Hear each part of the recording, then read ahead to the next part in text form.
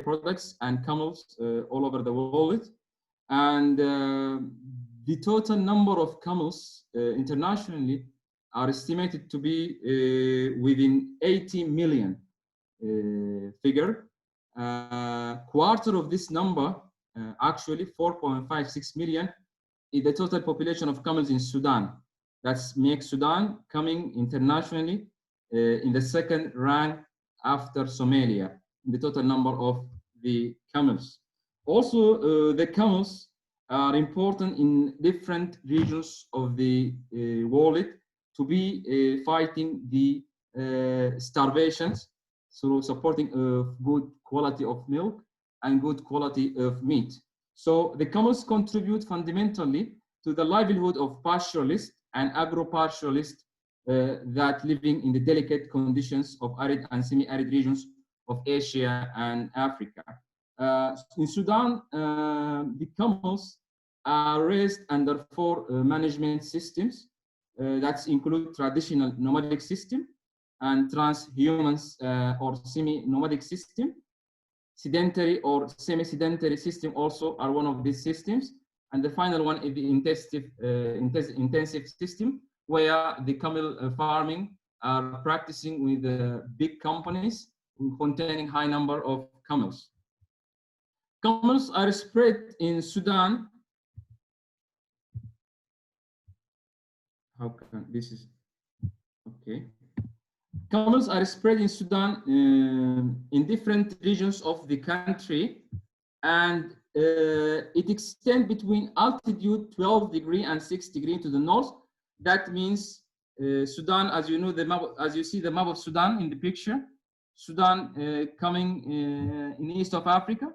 Actually, when you see Sudan, you can see also the neighbors countries as Egypt, Libya, the Red Sea, Eritrea, Ethiopia, and the new country, South Sudan. If we put the degrees, it could be here from the deserts, the big desert here, until this line. After this line, there is a heavy rainy seasons reaching South Sudan. So raising camels here will be a little bit difficult because of the diseases and trypanosomiasis. So Sudan is characterized, this region here, when the camel raising, are characterized by erratic rainfall, and that's raised about 350 nanometers. And here in Sudan, there is a main regions for raising the camels. The eastern regions here, we call it Butana region, and the western regions that include two states, the Darfur states and the Kordofan states. These states contain most of the camels from Sudan. The milk production is the main objective for raising the camel in Sudan. So most of the milk in Sudan are consumed fresh or are consumed as a fermented milk. We called it locally as the garis. The garis is the fermented milk of the camels. Most of the herders are consuming the milk as fermented because they are nomadic people. So they are taking the milk with them for long distances. And as you see here in the picture, there is a skin bag from the skin of the goats. This is where the herders keeping the milk as a fermented and transfer it to a long distances. So the camel milk in Sudan, as we said, is consumed most of it as fresh or fermented. Also, Sudan camel meat production is a traditional speculation of the camel farming system in Sudan. Most of the slaughtering of the camel will be in the states outside of the cities, but the slaughtering rate of the camels had been increased significantly from 1961 to 2009, about 3 to 5%. This is shortly about camel production system, including camel milk and camel meat. So let's jump to the social and economic implication of the camels. As we know, social and economic relations and interaction are not among settlements, but there is a wide network of relations also covering the places that raising camels or producing traditional materials for camels. At the cultural level, the use of the camel for riding and racing is also common in Sudan and is well known also internationally. The most well-known breed for camel racing in the Arab world is Anafi.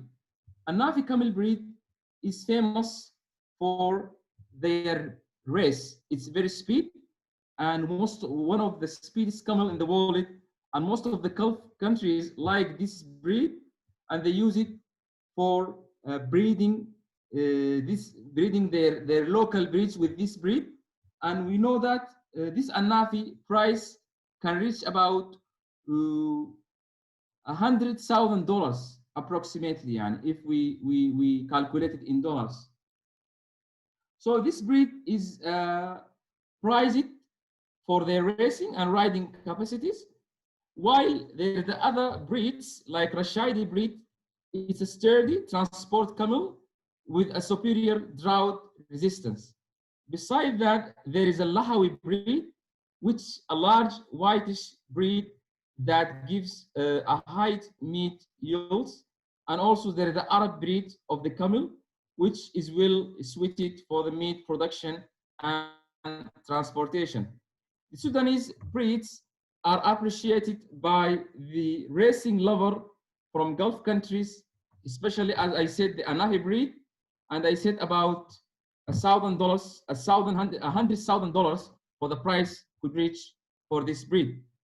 For riding camel in Sudan, in the traditional saddle is placed on the hump, contrary to some nomads from other African countries like Niger.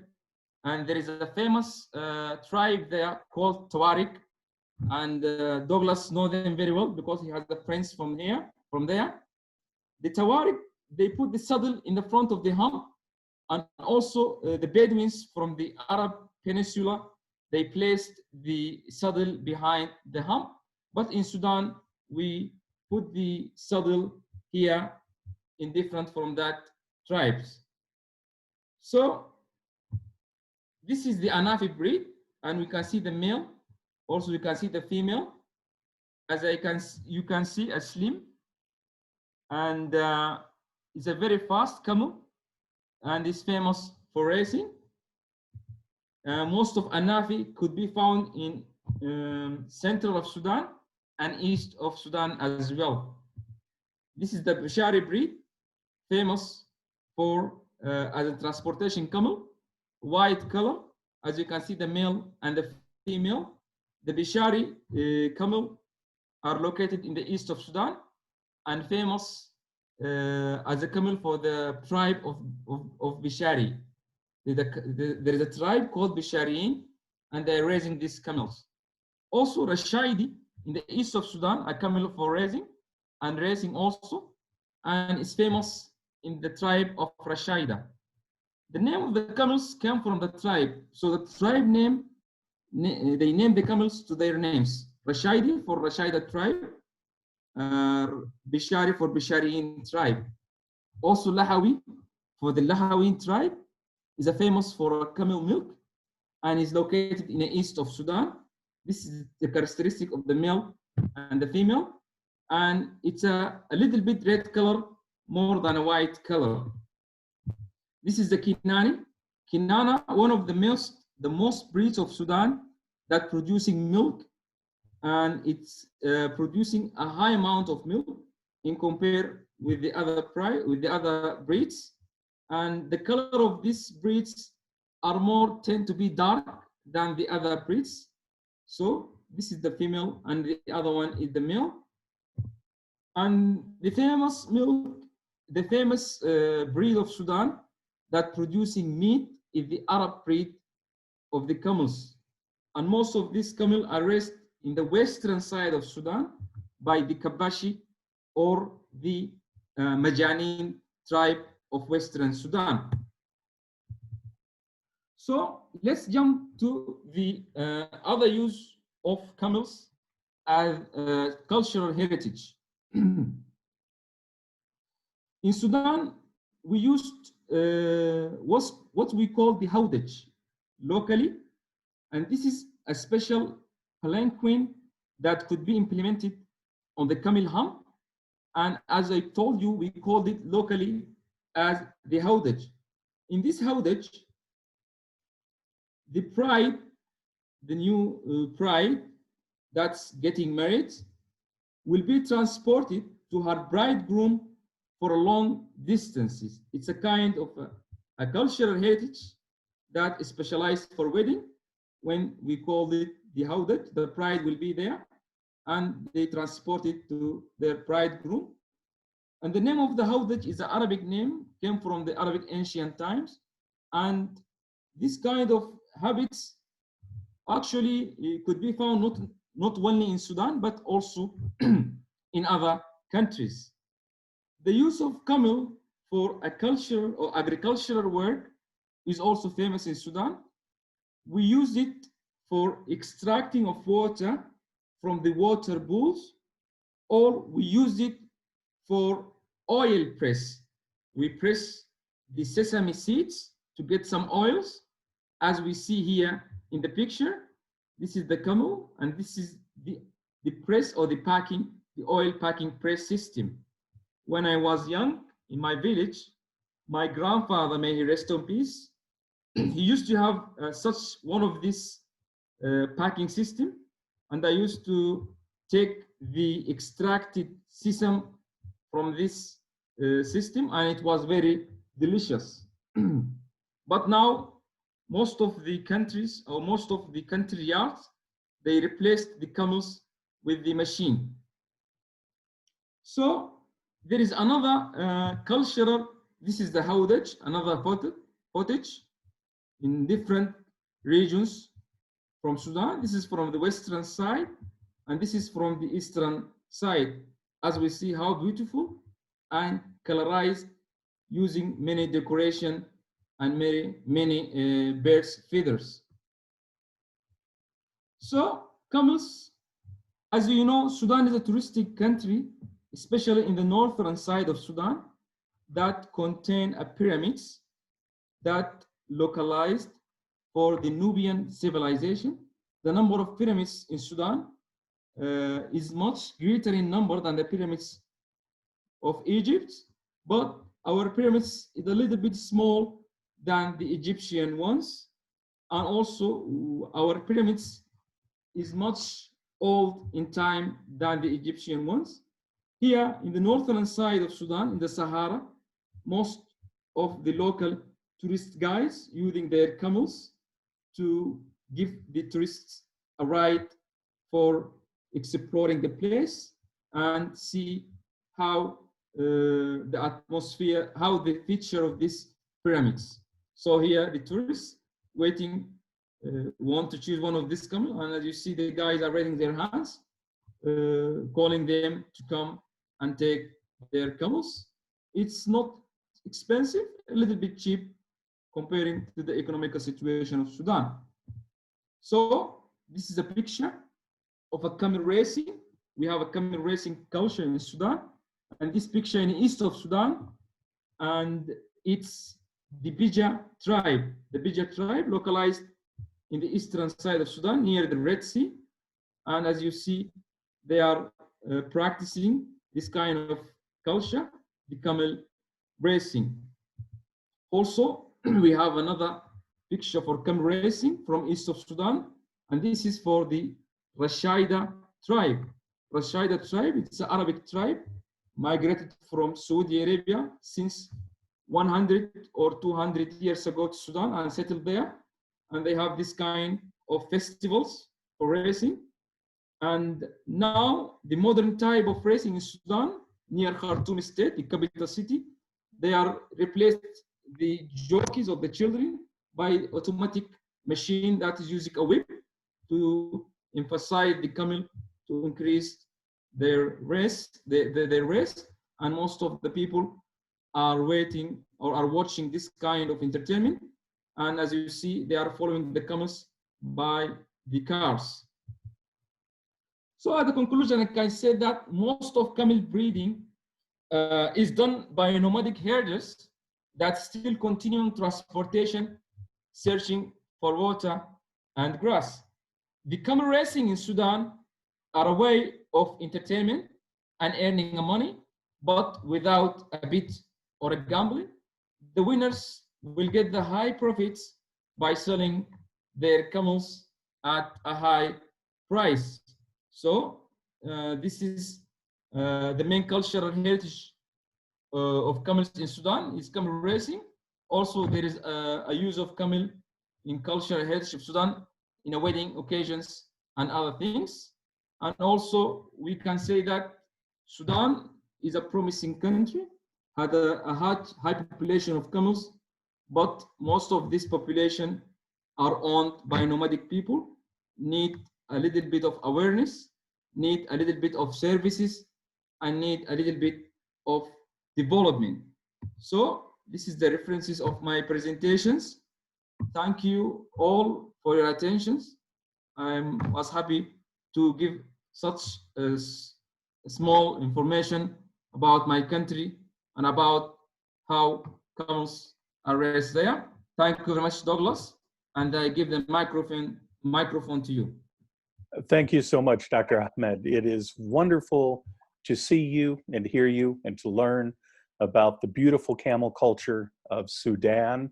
It was interesting, I think, that you mentioned the number of various breeds of camels in Sudan. Could I ask, do the tribes tend to keep their particular breed of camel within their geographical range? Is there much crossbreeding? Is there any crossbreeding? Surely each of these breeds is a product of some crossbreeding historically, but how does that play into keeping these breeds distinct from one another today? As thank you for the question. It's an interesting question. As I explained in the presentation, most of the tribes in Sudan have their own camels. That's why the name of the breeds came there. Most of the tribes have their own dignity or integrity. They don't tend to share their camels with the other tribes, but also in the research sectors or research or universities, there is a breeding attempts for increasing the milk yields from the local camel breeds. As I told you, the Kinana is one of the best milk breeders from Sudan. There is attempts to breeding this breed with the other breeds that's famous also for milk production. And your question about their how this kind of breeds could be found in other places than the tribe places, my answer is no, it cannot be found. But there is how can I say, the intensive system in the cities have half of their population from one breed and the half from the other breed. So the breeds could be found in big cities in the intensive system, but in the tribe areas, in the nomadic areas, you cannot find other breeds regarding the own tribe breeds. Wonderful, wonderful. I'm looking through our group to see if there are other questions. I had a follow-up question to that as well. I know that your neighbor to the north, Egypt, receives so many imported camels each year from Sudan. I think the statistic I have read is that 95% of the camels that come into Egypt are from Sudan, and most of them end up in the meat market for slaughter, to the abattoir. Is there a system within Sudan that selects a certain breed over another that will be exported to Egypt? And how are those camels decided upon to leave Sudan and go to Egypt? Yes, thank you very much, Douglas. It's a nice question. Most of the camels that exported to Egypt from the Arab breed, from western side of Sudan, because this breed is famous for the meat production. So they are exported to Egypt as an alive animals, not slaughtered animals, because Egypt have a contract with Sudan to import this kind of camels, because as you know, meat production in Egypt, not like in Sudan, they have some shortage, so they are covering this shortage by importation from Sudan. And these kind of camels, most of them are males, not females, because we have a law, livestock law in Sudan. Exportation of a females is forbidden, because we are want to reserve our national breeds, and we are want to how can I say, we don't want to share our breeds with the other countries. So that's why exportation of females is forbidden by the law. And Sudan is depend on exportation of animals, not just for Egypt, but also for Saudi Arabia. As you know, Saudi Arabia are importing about 5 million head of sheep every year from Sudan, and they are importing also about 500,000 head of camels from Sudan. But there is another countries like Qatar, UAE, Oman. Most of their importation of camels are concentrated on the racing camels. They are very interesting on that, because in UAE and in Qatar, there is a big racing camels are there, and the fastest camels on these races are the Sudanese breeds. That's why they are trying to have this kind of breeds there, and there is attempts for breeding between the Sudanese breeds and the Gulf countries breeds of camels also as well. Thank you so much. We've got time for two more comments or questions before we need to move on to our next presenter. But Dr. Ahmed, I would ask that before you leave our Zoom session today, could you please enter into the chat box your email address? We've got somebody asking if it's possible to get a copy of your PowerPoint presentation. If you're willing to do that, you could leave your email in the chat box, please. And then our final question is, we've got somebody asking about camel welfare and protection of camels during transport in Sudan and for export, welfare and protection of camels for slaughter and or racing.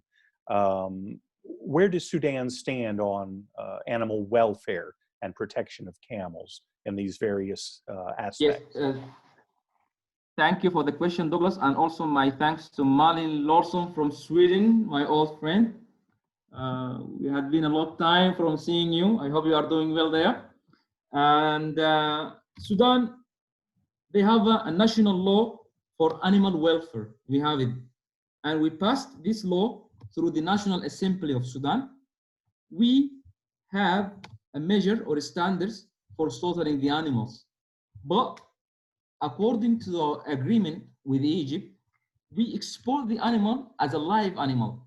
Unfortunately, most of these animals go from West Sudan through the Sahara by walking, not by transportation.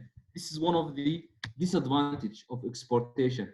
Because, as I told you, Douglas, most of these nomads that owning the camels are nomadic people. They don't have resources.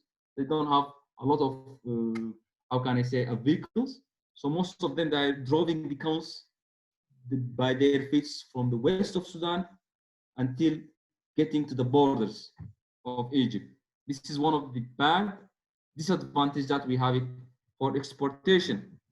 Another thing is that if the other country that's importing the camels from us, allowing us to slaughter the animals, we will not just get advantage from the leather products, but also from the byproducts of the slaughtering.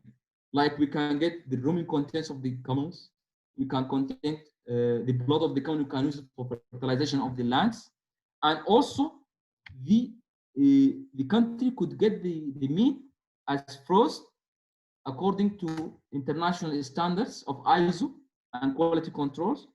But according to the agreements, this kind of slaughtering is not available in my country. So I hope I answered the question for my friend, Dr. Malin. Is it clear? I think so. Thank you so much. Unfortunately, our time welcome. has run out, and we need to move on to our next presenter. And also, I will send the presentation, whatever you want me to send. No problem for me. Fantastic. If you would just please share perhaps your email in the chat box, and anybody who would like that can reach out to you directly. Okay, I will share my email in the chat. Very good. Dr. Ahmed, thank you so much for your time. I know it's getting very late in Turkey and you have a lot of pressing research going on. Thank you, thank you, thank you. You're welcome. All right. All the best. Thank you very much. Thank you, sir. Folks, we're going to move on to our next presenter. We've got Samantha Arevalo coming up. She works in the U.S. state of New York at a public school called Green Chimneys, where they share their animals with their students in a number of interesting therapeutic settings. They have recently added camels into the group of animals that they share with their students. And through the magic of technology here, we're going to try to get Samantha in with us. Samantha, can you hear us? Yeah, I can hear you. Can you guys hear me okay? Yes, ma'am. We've got you loud and clear. Samantha, the floor is yours. You've got a full half hour now to present and take questions. Samantha, thank you so much for jumping in and filling Ivan French's shoes on short notice. Yeah, no worries. So I apologize to anybody. Yeah, Doug called me or texted me at like 10 o'clock last night and was like, could you do something? And I was like, sure, we got this, no problem. So sorry if, I don't have a PowerPoint for you, but I figured I'd put our camel team here in the background for your entertainment in case my lecturing or just staring at my face gets kind of boring. But so my name is Sam. I work at Green Chimneys in Brewster, New York, like Doug said. I have been here almost 10 years. Behind me is my coworker, Chris, Christopher Hahn. He's worked here for the last 3 years or so, and he's kind of my fellow camel trainer, camel handler. And then the white camel behind me is Phoenix, and the brown camel is Sage. And these are our only two Bactrian camels that we have here on campus. Our campus consists of about 200 students. All of our students are diagnosed with either an emotional or social disorder. And basically what we do is we are a farm, a school, a therapeutic treatment facility, kind of all together in one big thing. Our students come here from a variety of backgrounds and have a variety of needs. They participate in a huge variety of treatments.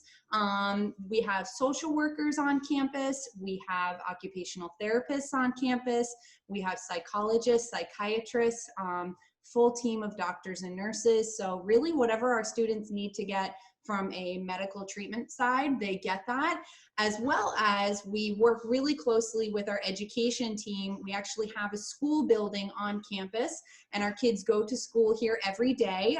We are currently open and monitoring everything, during these wild times. But definitely the learning curve and kind of the story behind our camels is what obviously I wanted to share with you guys. I think over the years of going to different camel conferences, I've talked with many different people that are asking questions. I have a camel, how can I start doing therapy? Can I start doing sessions? What do your sessions look like? What are your goals? For the most part, it definitely, so we've had these guys here for about 8 or 9 years now, and it's kind of grown each year that we've had them, and the more comfortable and more knowledgeable our staff get with them. Sessions for us can look I don't know, very different. It could be something as simple as a student coming out with their social worker and just kind of sitting out in the paddock with the camels kind of off in the distance, and just having that kind of peaceful, serene atmosphere allows them to kind of calm down and reflect on some of their emotions and to open a dialogue with their social workers or treatment team. Other sessions are a little bit more intense or more intentional, and that's where we have a team. We have a team approach to everything that we do. So myself and Chris, we are not mental health workers. We are not mental health professionals. My background is equine business management, and I just learned more and more about camels because my boss told me I had to. And so I definitely am a camel handler. Chris is our camel staff, and again, he is not a medical professional, he is a camel handler. We work really closely alongside our clinical staff. Most of the time it's going to be a social worker. The social worker will kind of come to us and say they have a specific student. The student is working on confidence. The student is working on maybe proper social cues. Maybe they don't understand that hugging you unexpectedly is not okay. So learning things like boundaries, pausing after asking questions for answers, things like that. A social worker will come to us and say, these are my students' goals. Can you design something utilizing the camels, because the student is also kind of fascinated by the camels. And that's what the camels really bring for us. We have over 200 different animals here. We have a livestock barn full of llamas, goats, sheep, pigs, you name it, we've got it. We have a wildlife rehab center where we specialize in birds of prey. And then we have the horse barn where we have horses and donkeys and all traditional animals. So the fun thing that the camels really bring for our students is that curiosity factor, that intriguing ism that they have, where even for some adults, I'm sure you guys have experienced it, where you have your camel out and it's like people are slamming on their brakes or honking their horns and they're just so fascinated. That's what we kind of use to our advantage when we're setting up our sessions. We will introduce the students to a lot of the camel handling and training techniques that you guys may or may not have experienced at the camel conference, because a lot of the techniques involve things like remaining calm, breathing, pausing, gentle approach, intentional touch. Those things are all great teaching moments for our students. And that's where, working together with our social workers, Chris and I are able to kind of say, okay, Bobby or whomever, if we're going to work on your confidence today, so I want you to take this giant animal and I want you to take him for a walk around the arena. Here's how we can safely do that. Here's what this camel needs in order to confidently do that task. And we do a lot of reflecting back towards the camel instead of making it about the student. And what ends up happening is little Bobby or whomever might start off very quiet, reserved, and kind of shut down. But through the encouraging process and having their social worker kind of at our side, we're able to really kind of build their confidence and teach them some skills about camel handling, but it's actually kind of teaching them life skills at the same time. And so it's this cool combo of, we introduce our students to the camels on a very kind of vocational, practical approach. But when we have a social worker or an occupational therapist or any kind of clinical staff that we might be working with, they're able to kind of layer in and build those awesome connections towards their treatment goals. So that's kind of, I think, if I were to try to sum up, the majority of our sessions and kind of how we utilize the camels in our programming, that's kind of what I go about. On other levels, from looking specifically at Sage and Phoenix, we're definitely, I think, using their strengths and weaknesses. We reflect everything that they are working on back towards the kids. We're very open with Phoenix is really, really quiet and tends to be a little mellow, but he's also very, very confident with things that he does. Sage tends to be a little bit more of a high reactor camel, and he might walk up to you, but then he might get really spooked and have these big reactions. And again, some kind of social emotional goals that our students have, that's how we're able to work with them, and they are able to build these connections. They'll kind of go, huh, you know, Sage is like me. I get in everybody's face all the time, and I just love kind of triggering my classmates, and I love setting people off and just being right there, super in your face. And we're able to kind of then, okay, let's work with Sage, because you need to teach Sage some boundaries. We need to teach Sage that it's not okay to come right here. Our expectation is that he's gonna ask to come a little bit closer. So it's kind of, I think the work that we do with the camels, it absolutely potentially is stuff that many other camel people could do. I think the biggest thing that I have pretty strong feelings about is that it's not an insurable therapeutic program. You can't really advertise, or you shouldn't advertise it as therapy unless you have that trained mental health professional with you. And that's where we also here at Green Chimneys offer a program that is called Animal Assisted Activities and Animal Assisted Education. And those are very different from therapy sessions, where Chris might do an animal assisted activity where it's taking the two camels, we pass their lead ropes to our students, and we ask the students, hey, can you guys take these animals through an obstacle course? And it's a fun activity-based time where the students learn some safety rules, they learn some handling, they get a little exposure and time with the camels, so it's fun, but there is not a mental health professional present, therefore there is no actual therapy taking place. We also do animal assisted education. That's kind of another category of what we do. And when education comes in, it's things, we're not like teaching them 1 camel plus 1 camel equals 2 camels. We're teaching them things like, okay, we're gonna learn about parasites and camels getting parasites and what kind of care that involves. We're gonna learn about the camel digestive tract today. We're gonna learn about their evolutionary traits and how they've evolved over time and have certain characteristics and adaptations. That's where the educational component comes in, and then we'll work with their classroom teacher, we'll work with their TA staff, and we might have them design a project, we might have them do you know, like some kind of poster presentation. It kind of depends on what their individual treatment plan is. But yeah, that kind of sums up in a way the different variety of ways that our kids get to interact with the camels. I didn't want to talk too much more kind of about like me just rambling on and on. I tend to do a lot better when people ask questions. So I know I'm a tiny bit early, but I just wanted to open it up and see if anyone had questions for me. I am also unfortunately very far away from my screen, so I'm gonna have trouble reading any typed questions. So maybe Doug, if someone types a question, you could help kind of read that to me. It's just the nature of setting up a Zoom call in a barn. Understood. No, Sam, can you hear me okay? I can. Good. I'm really appreciative that you would kind of wrap up on the point about what is and what is not therapy.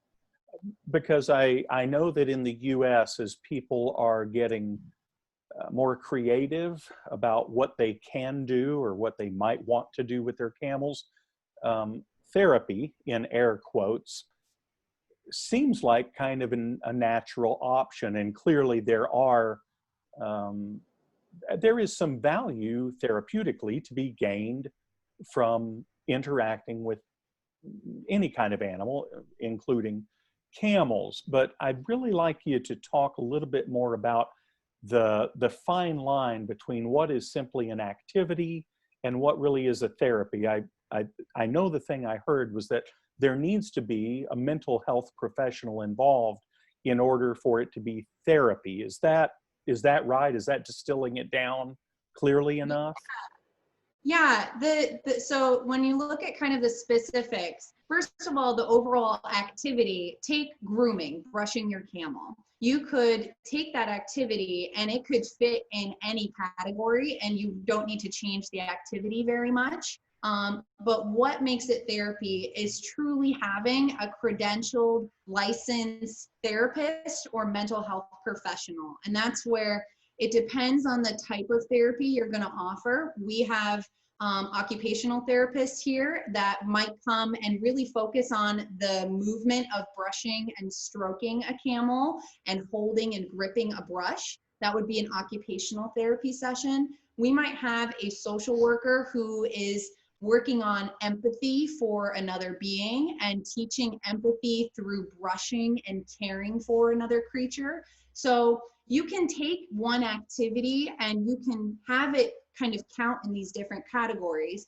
But what truly makes it therapy instead of an activity or an educational component really is that certified mental health professional being present and being part of the overall treatment plan and experience. Super. That's a great question. Yeah, thank you, Sam. We've got a couple of questions that have been written in the chat box. I'll send those to you, but I want to make sure we follow up with this. Does a facility or a camel owner open themselves up to any type of legal risk or liability by promoting camel interactions as therapy if there's not a mental health professional involved? Yes, yeah, thanks for asking that too. Yes, it definitely can expose you to, so unfortunately for camels specifically, there is not a certification out there that says, I am a certified camel instructor, right? We don't have that. So from a camel perspective, it's very wise for centers, like we are a PATH certified center. PATH is the Professional Association of Therapeutic Horsemanship. And PATH International is kind of our, has these guidelines that we need to follow for horses. And so we not only are an accredited facility, but we also require that all of our horse barn staff are certified through their program as instructors and teachers. And I have found that it's a step in the right direction for if you have staff that are working with large animals, involving students on the ground and around these guys. It's definitely worth pursuing a certification, and the easiest ones to access are going to be the horse certifications. Again, it's not 100% applicable. Horses, camels, there's differences. And then in terms of how you advertise what you're doing, if you're saying that you're doing therapy and you have a mother that brings her son or whomever that has a disability and is intentionally utilizing your facility and your program offering as therapy, you're getting yourself into very muddy waters, and it's very easily a bad kind of place to go. If that child were to get injured, if that child were to have a poor reaction to your therapy that you're offering, what can happen is that you will end up going down a bad legal track because they're going to say, well, why are you not certified to offer this? You know, who's credentialed to be doing this? And so again, if you want to be able, you can still have, obviously, kids with special needs, they're more than welcome to participate in animal-assisted activities and education. But it's kind of like, as soon as you start offering therapy, or you start saying you're offering therapy or targeting those individuals and trying to achieve certain medical treatment goals, that's the slippery slope where you don't want to go there. If you have people with special needs coming to your farm and interacting with your animals, it's like any other kind of public program. They're paying for lessons, they're paying for that time. But as soon as you start calling it therapy is when it gets really tricky. Good, thank you so much. Listen, our colleague Malin from Sweden chimed in on the chat asking about the comparison of camels and horses, which you just made, for therapy and animal-assisted interventions. Can you kind of summarize the main similarities and differences between working with horses and camels and students in your program? Yeah, sure. That's one of my favorite questions.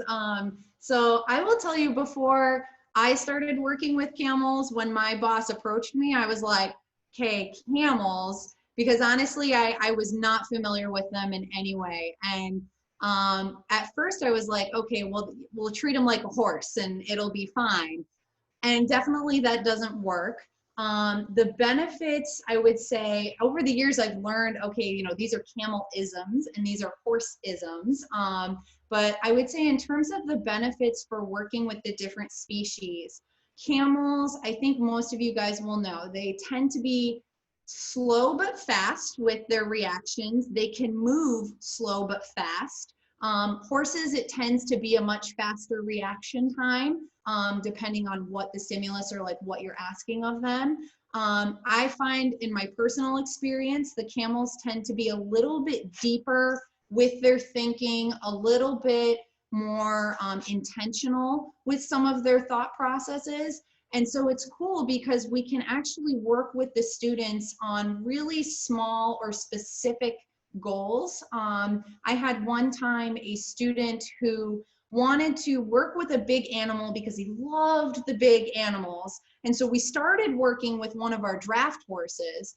And it was interesting because he was walking next to the draft horse and he ended up getting kind of freaked out because this draft horse is just moving along. And like, you guys, some of you know draft horses, they don't tend to be super flighty or fast, but it was like this big clunky thing. And so I was trying to brainstorm a little bit like, well, what can we do? He seems to be intimidated by this fast movement, but he still loves big animals. So I was like, okay, let's try the camels.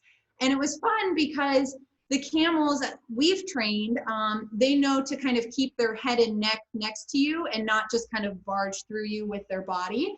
And so when you're leading them, this student got to experience this kind of big, tall head that was near him, but it was a fluid, flowing motion, which never really intimidated him. And so we were able to continue our walks with him, and walking the camels became one of his favorite activities.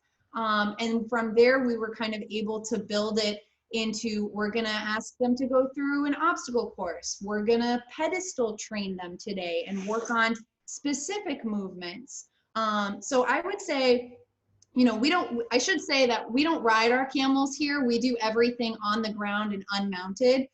So I can't speak from a hippotherapy movement perspective in terms of riding, but I can say that the overall kind of fast but slow quality that camels have behind their movement, where they place their feet, how they lower their head, even like, you know, the breath exchange thing has been a really interesting concept. Learning through Doug and through the camel conferences over the years about camels' breath and how they breathe into each other. And they're very scent based with, like, that's their favorite scent to use, is their sense of smell. And we teach our kids, if they're comfortable with that, about having the camel lower their head down and kind of having a mutual breath exchange. And it's a connection on a level I've seen with the camels and sometimes with a horse, if a horse is really into people. But honestly, most of the time a horse will kind of sniff you and like they'll like blow their nose out or something. It's like, all right, I'm done. So yeah, I would say overall the biggest differences between camels and horses is a movement thing for sure, an intention. The camels just tend to have better intentions. And I should throw out there too, I think it depends on how well your staff are connected with the camels. You know, we went through a thing where we figured out you really need fewer staff working directly with the camels in order to really develop a good bond. So if you're bonded with your camel and you really can kind of work almost in a predictable way with them where you get each other, I think that really helps bringing some of the light to these really small things that camels do, that help the students understand them more as like, oh, they have the thought process. They have, you know, again, I was saying Sage, our brown camel, his strength is like he goes head first into everything, and sometimes it works to his advantage and sometimes it doesn't. Phoenix, his strength is that he likes to sit back and kind of ponder and think. And the fact that we know that about their personalities and can bring that to a session really, really helps our students connect with them. Very good. Hey, we've got about, oh, it's a perfect response. Thank you. About 5 minutes left, and Our colleague Heather Beck in Utah had asked earlier about riding and having the students ride, and it looks like you'd addressed that. She goes on to say that it's good to know about what you guys are doing. She sees the value in learning to work from the ground with large animals, camels specifically. But she does ask, are you guys still working on riding them just as an activity to do with them? Yeah, great question again. So riding has always, so again, I'm going to throw out there that all of us at Green Chimneys, really truly, if I'm being honest, these are our two camels that we have experience with. These are our starter pack camels. Previous to these two, we really didn't have any experience with camels beyond like the Bronx Zoo camel ride. So that being said, they've been here 8 years. I've been here 10 years. We're learning together kind of the right way to train them for riding. And so we intentionally took our time with it and said, you know, when it's time to start riding, we'll figure out that when we get there. We are finally at a point where the staff and our interns that we have are training them to be ridden. We're free rein riding them. Riding for us is still actually, we're kind of in the debate stage about offering riding and riding camels as a program here.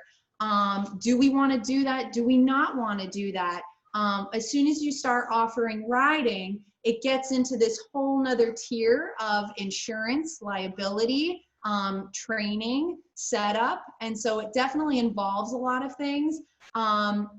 For us, it's also kind of a numbers game. It's like, well, we have 2 camels and we have 200 students. Who would get to ride? How many rides per day? Where do we go? Is it in a ring? Is it out on a trail? Is it like a traditional therapeutic lesson where you have someone leading the camel every time? So I would say that from a paperwork end, there are no certifications that I know of. There are no credential programs that you can say, okay, I'm gonna have a certified therapeutic riding camel and this is gonna be my program. There's no kind of paperwork support. So I would say for someone who's interested in pursuing that, definitely study up on hippotherapy and the movement behind horses, and study organizations like PATH International, and then there's EGALA, which is Equine Assisted Growth and Learning. Again, kind of basing things off of a horse model would be a safe starting point. However, you are getting into a realm of, you know, when it comes to insurance and liability, it gets a little scary-ish when you start talking about riding camels. Oh, fantastic. Hope that answered. Yeah, very well. Also, our previous presenter, Ahmed, had given you a nice compliment on the presentation, asking if you have only Bactrian or dromedary, and I think you had covered that you guys have your starter pack of 2 camels. Yeah. Some really good comments in the chat section. Laura from Virginia asks, and if you could answer very briefly, Sam, are the necks shaven on these camels for blood work? Yeah, you know, it's good. I was like, maybe I should say it, maybe I won't. So our camels recently had a little bit of a medical scare, so we did have to bring them up to Tufts Animal Hospital. We have been battling parasites like no other this year, even though we have an amazing kind of parasite protocol. The weather this year has been really detrimental to that. And so our camels' necks are shaved and they're a little rough looking right now because they did have to get IV catheters. We had to give injections. It was the whole kit and caboodle. So they're normally a little bit more handsome than they are right now, but that's kind of why they're shaved. Well, normally they would be fluffy and majestic. Well, we appreciate that, you know, full disclosure. And yeah. I think everybody who knows Green Chimneys knows that an animal that is living and working there with students is a very lucky and happy animal. Samantha, Chris, Sage, and Phoenix, thank you so much for your time today. Sam, very quickly, could you give everybody the website for Green Chimneys if folks are interested in what it is you're doing? Yeah, definitely. It's super easy. It's www.greenchimneys.org. super easy. All righty. Thank you so much for your time. Guys, we've got to move on. Our best to you, and thank you again so much for your time. Yeah. Guys, we're going to move on to our next and final presenter in this session. We head out to the U.S. state of California for Gil Riegler at Oasis Camel Dairy. There are Gil and Nancy there, and you guys have been so wonderful to join, and I hope it's not disrupting a milking schedule with your camels, but you guys have a milking demonstration. Oh, Nancy, I'm sorry. Please give our apologies to the milker, okay? And I don't mean Gil. So guys, the floor is yours. You've got a half an hour. Tell us exactly what you've got planned for us and what we're going to see. And thank you guys so much for taking the time to join us. Okay, hi everybody. Gil and Nancy here, Oasis Camel Dairy, and we're so glad to be with you guys today. We did change our milking routine a little bit, so instead of milking early in the morning, it's 2 o'clock in the afternoon over here. And we kind of want to show you the general idea of what we do, so people are thinking of milking their camels at home, how the setup is, how we work with your camels. It's really, really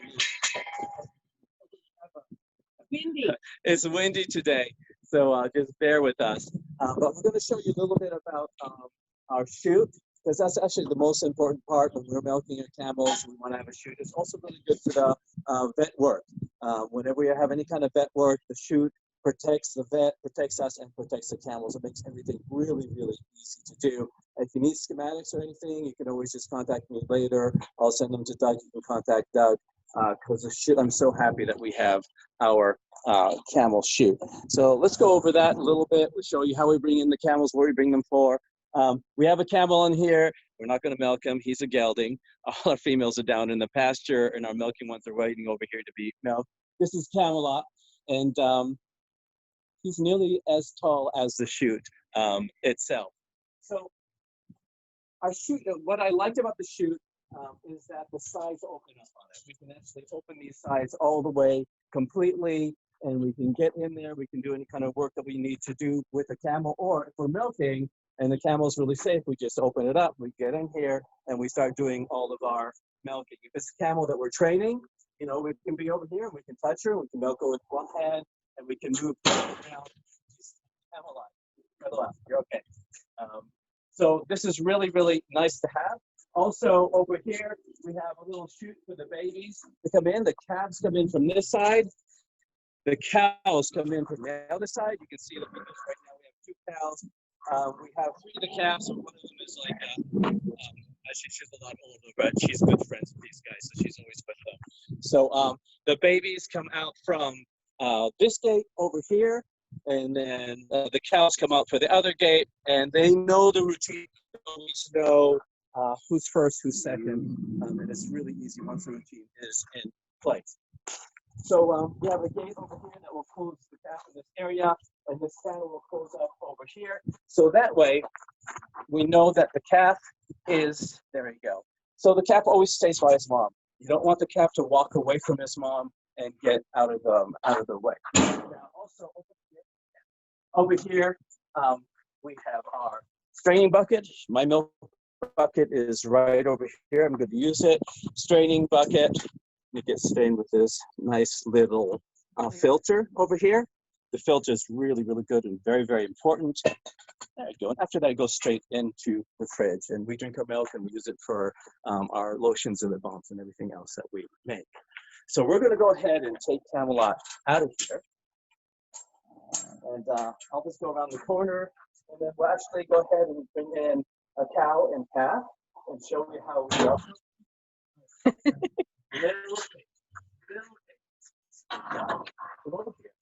I know. Talking a lot right now. You can come right over. Oh, this is Okay, I got it, honey, got it. All right. Oh, now you guys are stuck with me. So sorry. This is going to be exciting because we're being our own camera people, and we're going to, normally it's just quiet. Gil goes and gets the cow, and I go and get the calf and follow him in, and we go through our protocol. But we're going to film it for you. Oh, it's kind of fun and exciting. Couple things to think about and point out. We feel that it is really important, of course, for the mother camel and the baby camel to be bonded. So if you're thinking, I'm going to milk my own camel for health purposes, I want my own camel milk fresh every day, there's a lot to it before that baby comes along. Think about that. And when that baby comes along, be ready, be ready, be ready.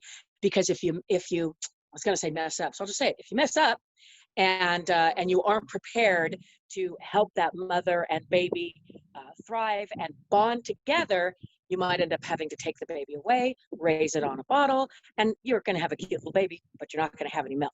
So that part's pretty important. It's very important. You need to have like a emergency kit. Like you have to have colostrum set aside, goat colostrum or camelid colostrum. You have to have a bunch of things. You have 13 months to think about it. So it's good to have everything in place. Now, I also didn't talk about the drop and stimulating the mom. So we'll talk about that before we want to let you know what you're going to see before you do see it, because once it happens pretty quick, and we'll try to get it all on camera. Before Gil talks about the drop, I wanted to mention one thing. Boy, those babies are ready to be coming in for milk. This is a good thing. In prepping for your milking camel, you can go in every day of her pregnancy and rub those udders, massage those teats, and she's going to probably, if she likes you, be an angel about it. All bets are off when the baby is born. Her hormones change, she's sore and uncomfortable, and she doesn't want your hands in there. So keep that in mind. If your camel is not letting you do everything she did let you do before the baby came, it's actually really normal. Yeah, and we really don't do that kind of training with the cows. No. We don't go in there and touch anything because it's a different ball game once the baby is born. And we'll show you how we do it. We'll let the baby nuzzle and drink on one side, and that's when we go in and touch everything. And in her mind, it connects our hands with the baby's lips, and we work in an intelligent way, with her thought process. So when the camel is in, here, let me see, how do I want to turn this around? I don't want to go over by the camels and talk about the drop, because I think we're going to make them drop. In fact, I'm looking over there, and her teeth look pretty ready to go. Yeah. But go ahead and explain what the drop is. Okay, so the drop, it's just the neatest thing that's unique to camels. And what happens, we think it's because camels are nomadic. They don't want to give milk for a long period of time. They do a very short period of time. So you can really miss it when you're milking camels. It's hard to tell, and you really have to know all the signs. So what happens, the calf comes in on one side, the cow comes in on the other side. The calf stimulates the mom. The calf gets his head over, nuzzles the udders. The cow turns around and smells her calf. Now, when that happens, she has to decide to give milk. If she does, her head gets up. She becomes very, very quiet. You'll see really big squints. She's excreting oxytocin. It's the drug that causes muscles to contract. Same with humans. She only does a little bit of it. Now, this needs to go all the way from the brain, where it's excreted, all the way back to where the muscles are around the udder. It takes about 2 minutes to travel in the bloodstream. After that, you look at the teats. If the teats start swelling up and getting really big, then you know the milk is there. Then you run in and milk as fast as you can, because you only have 90 seconds. And at 90 seconds, you can't do anything else except milk. The calf turns and gets grain with the mother during that time. And then when we let them out, she still has plenty of milk. 10 minutes later, she'll drop again for a calf, and the calf will get all the milk that it wants. I don't know if you'll see the tiny teats, that we usually see, because we waited a little bit longer. It's 2 o'clock in the afternoon. But we're going to watch with the baby. If the baby keeps going from one teat to another, we know there's no milk there yet. So we'll get really close, and we'll explain everything to you as we do it. Okay. All right. Is everybody ready? Camera up there, and then we'll do our whole thing. Okay. Yeah. Okay. I'm going to turn us around again. La la la la la. So now, oh shoot, it's still me. Sorry. Okay. Good. All right. So I'm going to come back here and see if I can't get a wide shot for us bringing the camel in. And yeah, thanks for bearing with us. Oh, yeah, right on. Okay, so, and we'll just talk really loud because we're going far away now. We're far away.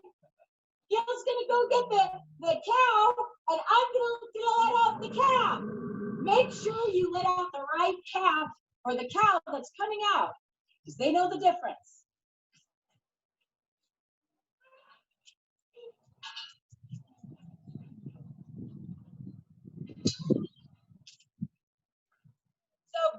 is bringing Knuckles over, and so I want Amina to come up into the runway so that she can come out with her mom. So here comes Knuckles. So we're waiting for Amina to come out here. There we go. Watch out. Good. Good girl. So here we go. And you want to keep this all very, very calm, very, very relaxed. Because if camels aren't relaxed and calm, they're not going to give any kind of milk. They're going to be uptight. Same with the baby. The baby has to get in there and decide to stimulate your mom. Now you see, she is really big. She's a year old. She's going to be weaned pretty soon. But what we're hoping is that she puts her hand underneath that, is like she's doing.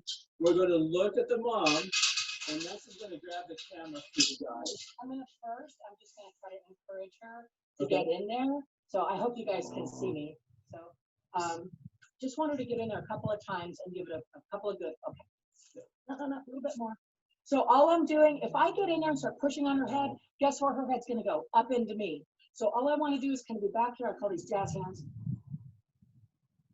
She's like, we're so out of practice. Jazz hands. Jazz hands. That's my girl. Phil, I don't know if you can go by the camera and kind of get a look at, try to get a shot on her face, not his face. Okay, so this is an older calf. She's not always that interested, but see how she's getting in there and she's nuzzling her mom. That's what you want to see. Now she knows that if she nuzzles, she gets drained. She knows the whole routine, but we have to say, come on, really get in there a little bit more and really do some stuff. And then I'm looking at the cow, and I want to see some big blinks. Now you see how this cow got very, very quiet. She was making noise before. She was looking around a lot. Now she's very calm. She dropped her milk. So we're all good over here. And you can just tell, once you get to know your cows, this cow is very quiet. Oxytocin is called like the happy dog. She's very, very relaxed right now. The baby already knows that she did her job. And look at that. I know that there's going to be milk in a couple of seconds over there. And it's the neatest thing to see. So I'm going to go ahead and give her her grain, because I know that she dropped it. Oxytocin is in her system. She can't withdraw it. She can't go, oh, I got the grains, I'm not going to do it. And I'll go right over here and see if I can milk it. Notice how the baby left the udder right away. She's older and she's more interested in grain. This is when we would be able to, and this happens within a couple of weeks. Oh man, guys and girls, check out those udders. Look at the milk vein too, huge. Amazing. This is going to be the cool, this is going to be so sparkly right here. Check this out, check this out.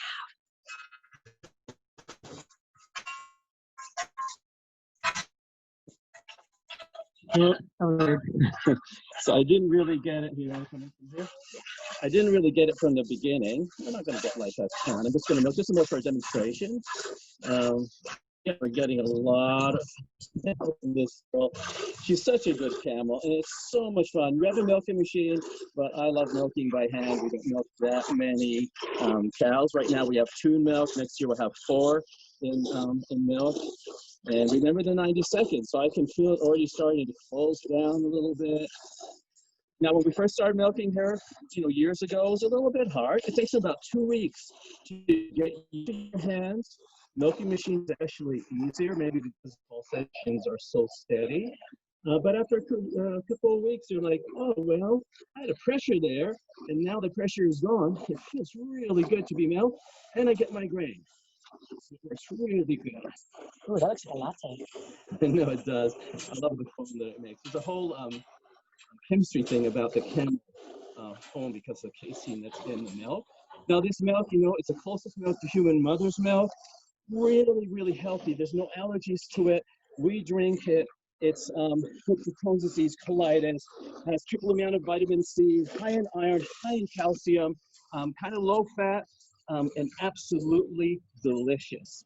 Tastes a lot like low-fat cow's milk, but a little sweeter and a little saltier. You notice how it's kind of slowed down a bit? Can we show the double? Look at the double stream. Yeah. Isn't it cool? So they actually have 2 very tiny openings. And Gil's only, because he's only got 2 hands, he's only milking 2 teats.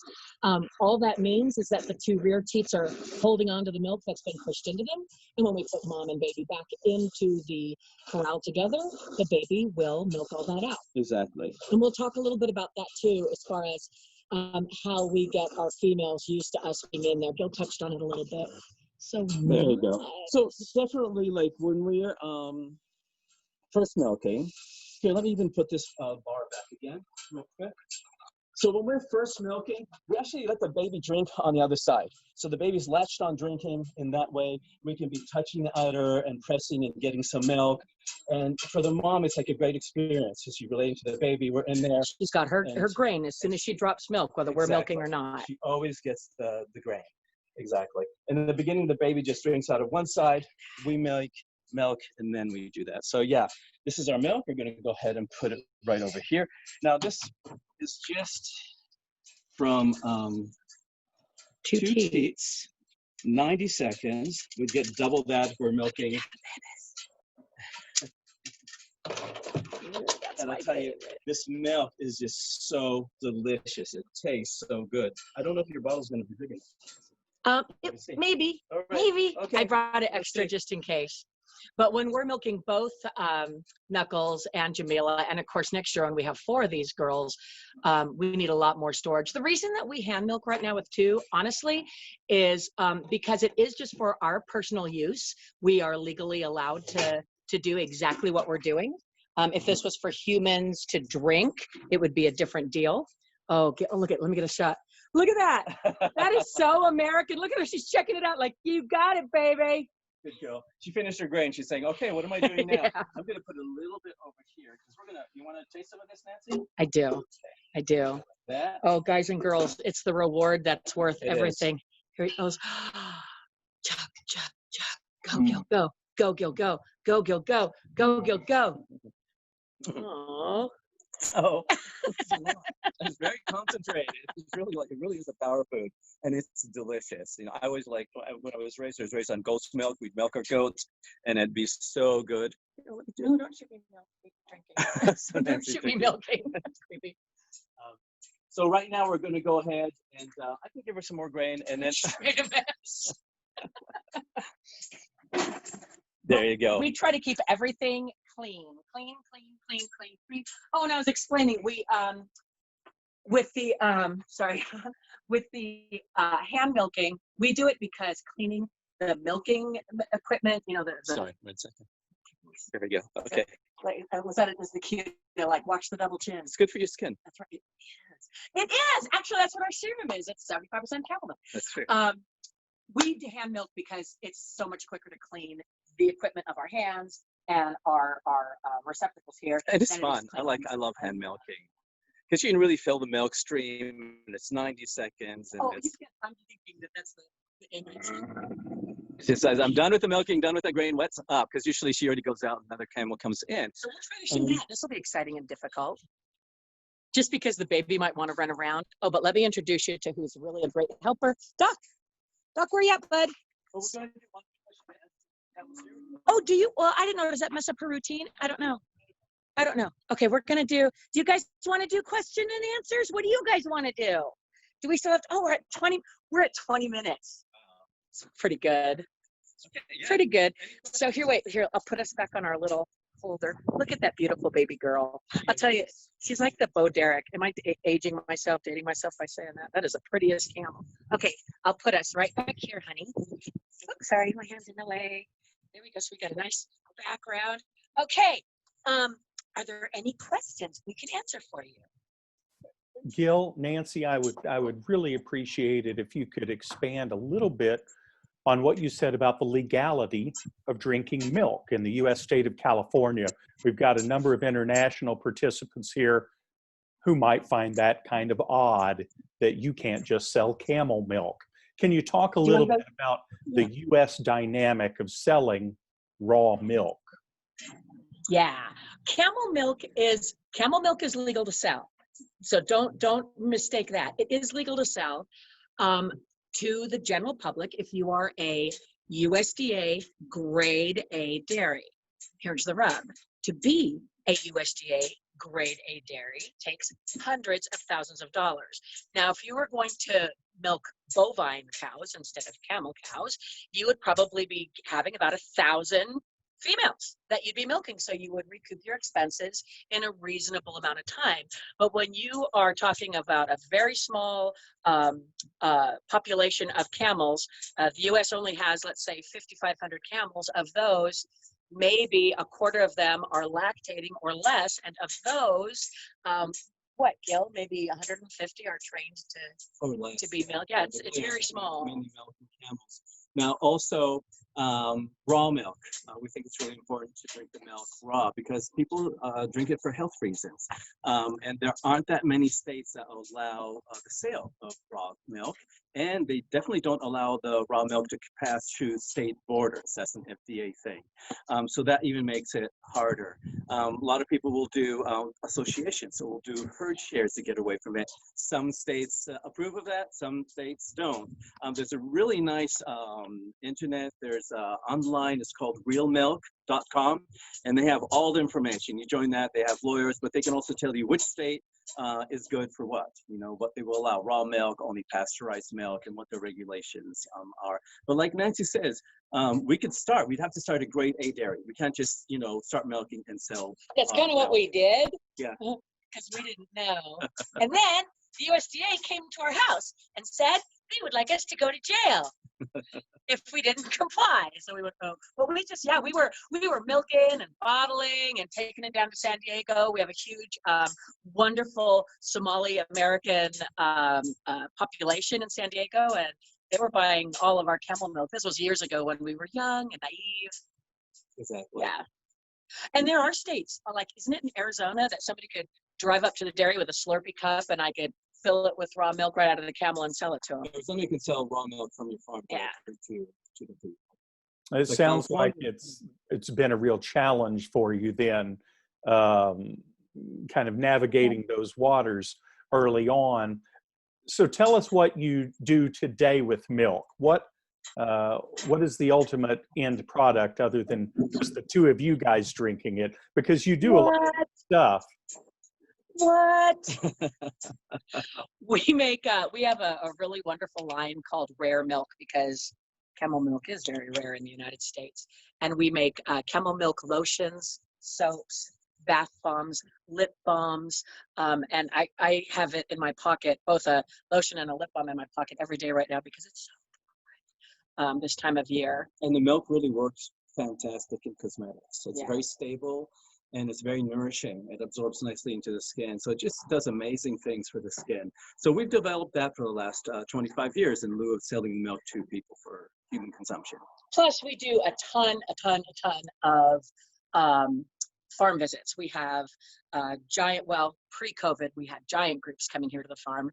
Now we have just small families or pod groups, heavily masked, which the camels at first were like, why are they wearing masks? They're like, this is on us. Although the 2 months that we didn't have anybody here, the camels were going through withdrawals. Yeah, they When missed it. people started coming back again, camels are like, people are here, people are here. They all ran up to the fences.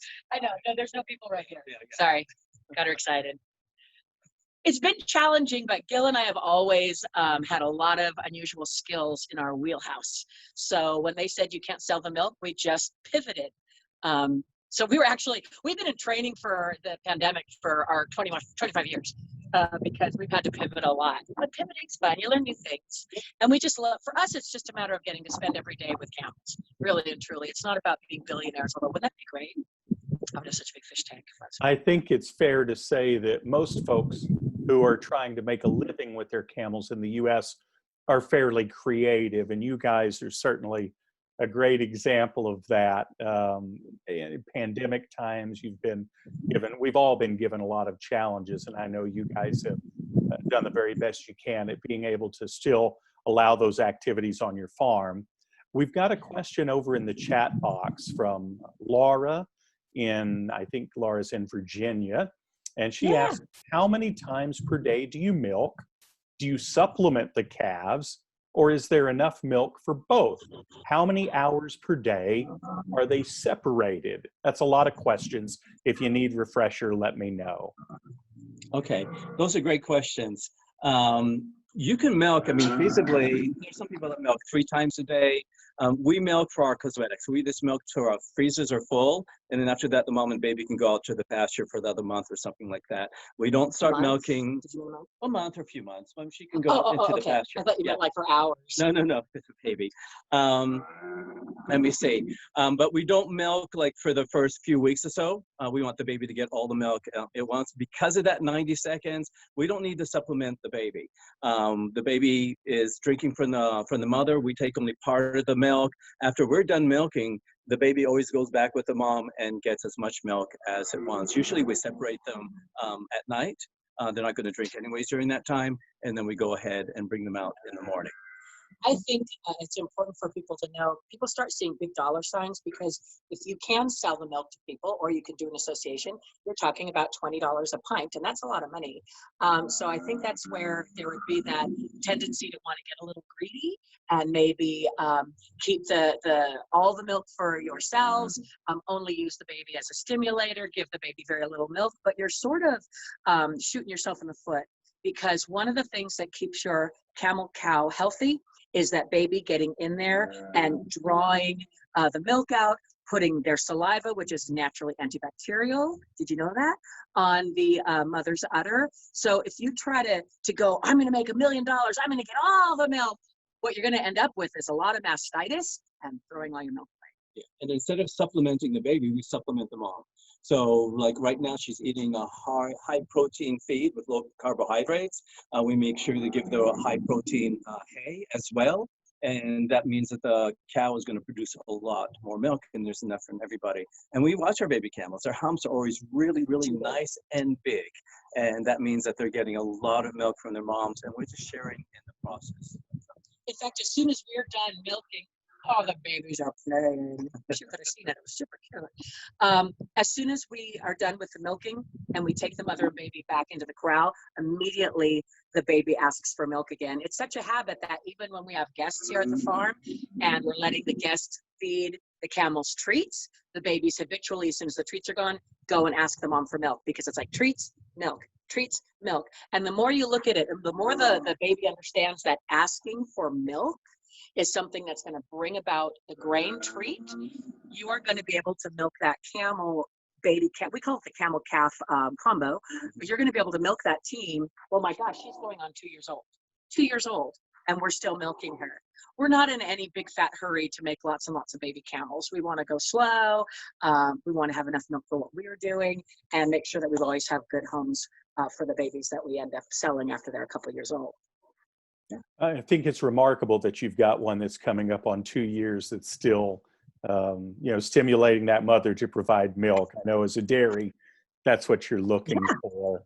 Guys, thank you so much. Your timing for this session has been wonderful. Technology held up. I know you guys were under a challenge with some winds and distance and having to do it all with just the two of you. Gil or Nancy? Well, that's how we do everything. I do know. Most camel farmers in America do. Could you please share your website for folks who'd like to buy any of your skincare products? Why, Mr. Baum, that would be delightful.